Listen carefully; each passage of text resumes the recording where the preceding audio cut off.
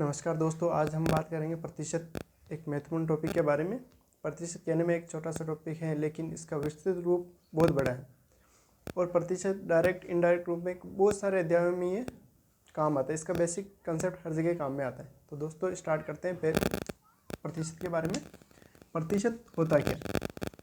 देखो दोस्तों, प्रतिशत का मतलब है 1/100 किसी भी चीज़ का। अगर मैं कहता हूँ x का y प्रतिशत कितना है, तो मेरा कहने का मतलब है x y का 100 में से कितना भाग है, x y का कितना प्रतिशत, x का y कितना प्रतिशत है, ये इसका बेसिक है। अगर जैसे मैं बात करता हूँ, कोई संख्या है 720, अगर मैं इसका 720 का 25% कितना होगा, बात करते हैं। अपना एक 720 है, 720 का 25% गुणा बटा 100, मतलब कोई 720 किसका 20% है। क्वेश्चन को देखना दोस्तों, 720 किसका 20% है। अब पहले अपन ने क्या करता था, अपन करते थे x का y प्रतिशत तो पता है, माना कि ये x का 20% है, x का 20% बटा 720, x का 20% ये करेंगे 120, ये अपन को दे रखा 720, तो x बराबर क्या करेंगे अपन 720 गुणा 100 बटा 20, इसको 20×100 5 को 72 से गुणा करेंगे, 0 5 दूनी 10 1 5 होता 35 1 36, कहना है मतलब है 3600 का 20% कितना है 72, और ये अपन ने पहले निकाल ही सका, वापस आप देख सकते हो, ये इसका 20% 36 दूना 72। तो दोस्तों ये दोनों चीज़ें अपन को आनी चाहिए, किसका कितना प्रतिशत है वो निकालना, और वो इसका कितना प्रतिशत है वो भी निकालना। एक ही क्वेश्चन से अपन दोनों चीज़ें सीख चुके हैं। आगे बढ़ते हैं दोस्तों। जब अपन जैसे क्वेश्चन बनता है प्रतिशत वर्धी, देखो दोस्तों ये वाले प्रश्न कैसे बनते हैं। माना कोई संख्या 200 है, 200 में 20% की वृद्धि,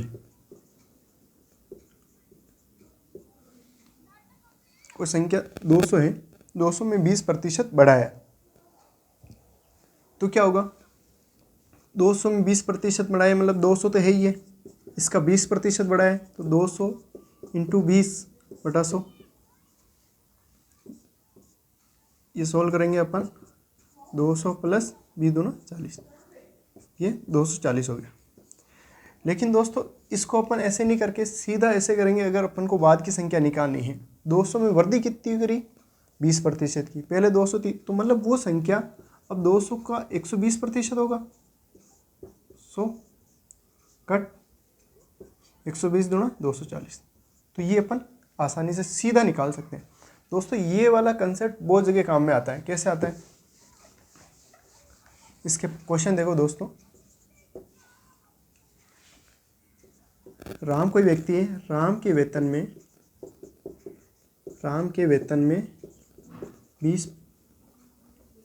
20% की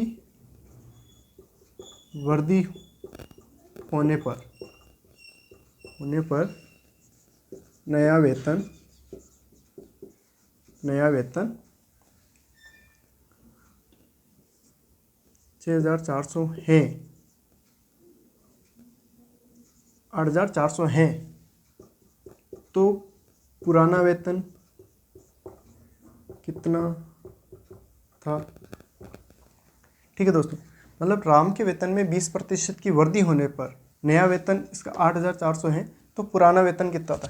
दोस्तों अपन ने अभी देखा है कि माना कि पुराना वेतन x था, x में वृद्धि कितनी की थी 20%, मतलब x का 120% बटा 100, ये अपन को दे रखा है 8400। इसको सॉल्व करेंगे, x बराबर 84, ये 100 इधर जाएगा गुणा में 100, ये 120। इसको कट करें 1 0 से 1 0, 12 सत्ती 84, ये बराबर 70 और 1 0। मतलब पहले वेतन इसका 7000 था, अब 20% बढ़ाने से इसका वेतन 8400 हो गया। ऐसे ही दोस्तों कमी वाला क्वेश्चन कर सकते हैं अपन, जैसे नेम चेंज कर लेते हैं अपन। कोई व्यक्ति श्याम है, श्याम के वेतन में 15% की कमी होने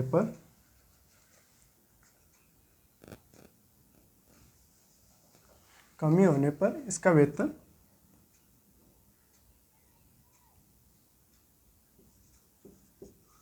8500 है। ठीक है दोस्तों, तो पुराना वेतन कितना था?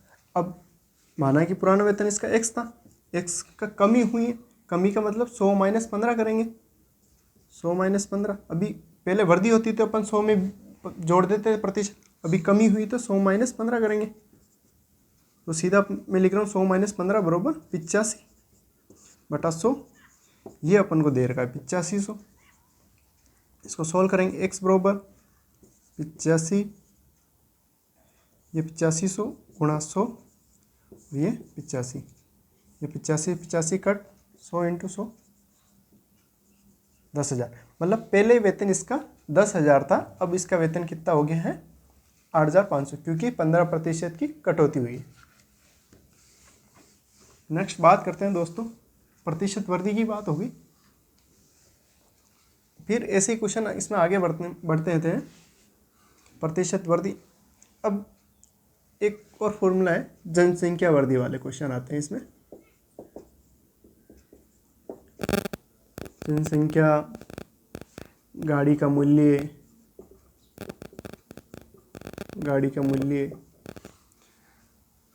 घटना या कोई प्राइस, कोई टीवी है, कुछ भी है, उसका मूल्य आप जानते हो दोस्तों कि जैसे जनसंख्या है तो उसका आज जो जनसंख्या है वो 2-3 साल बाद में अगर उसमें अधिकतर वृद्धि होगी, लेकिन कोई भी चीज़ जैसे मकान है, गाड़ी है, उनके मूल्य में कमी होती है, तो जो कमी होती है उसको बोलते हैं अवमूल्यन।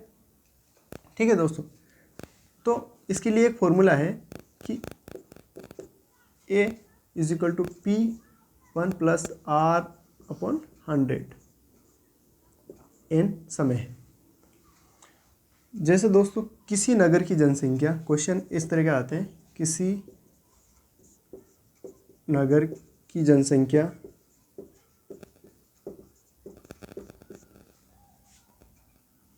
वर्तमान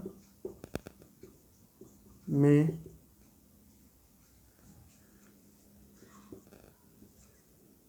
1 लाख है, तो 2 वर्ष बाद कितनी होगी यदि वृद्धि दर 10% हो। ठीक है दोस्तों, अगर वृद्धि दर ये है तो 2 वर्ष बाद में क्या होगी, मतलब अपन को A निकालना है। A is equal to A बाद वाली, P पहले, R दर, N समय। ठीक है दोस्तों, ये बाद वाली जनसंख्या निकालनी है। P अपन को दे रखी है कितनी, 1 लाख।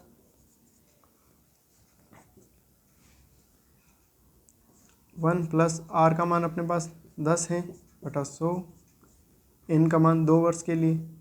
इसको सॉल्व करेंगे,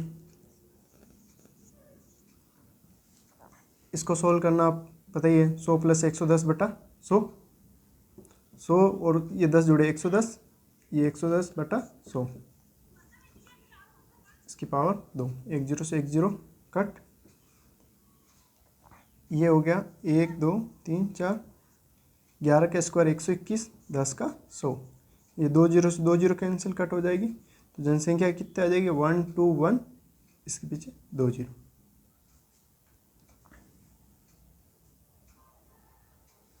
ये 10,000, 1,00,000 थी, ये 1,00,000। ठीक है दोस्तों, ये हो गई 1,21,000, मतलब 21,000 की इसमें बढ़ोतरी हो जाएगी। ऐसे ही आगे क्वेश्चन देखते हैं दोस्तों।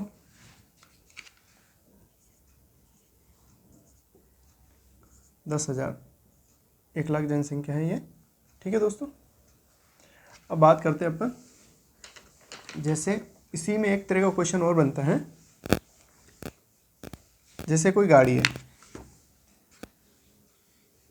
किसी गाड़ी, क्वेश्चन किसी गाड़ी की वर्तमान कीमत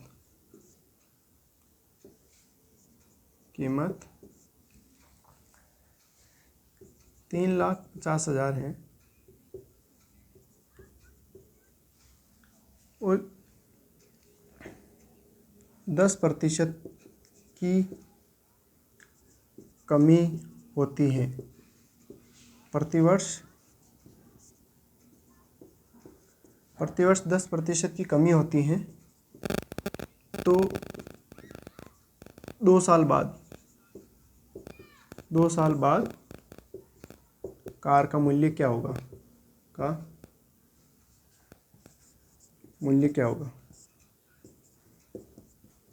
दोस्तों फिर आगे का समय निकालना है अपन को।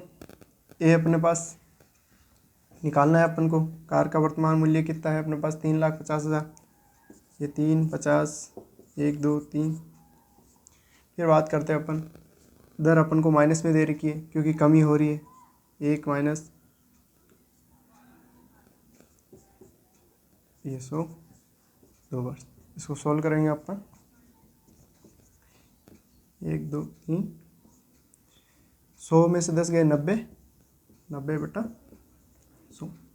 1 0 से 1 0 कट हो जाएगा। यहाँ पे पावर अपनी 2, इसको सॉल्व करेंगे। 3, 50, 1, 2, 3, 9 का स्क्वायर 81, ये 100। 2 0 से 2 0 कैंसिल, 81 को अपन 35 से गुणा कर लेंगे। अब देखो दोस्तों, यहाँ पे अपन 81 को 35 से गुणा करना है। 81 इंटू 35,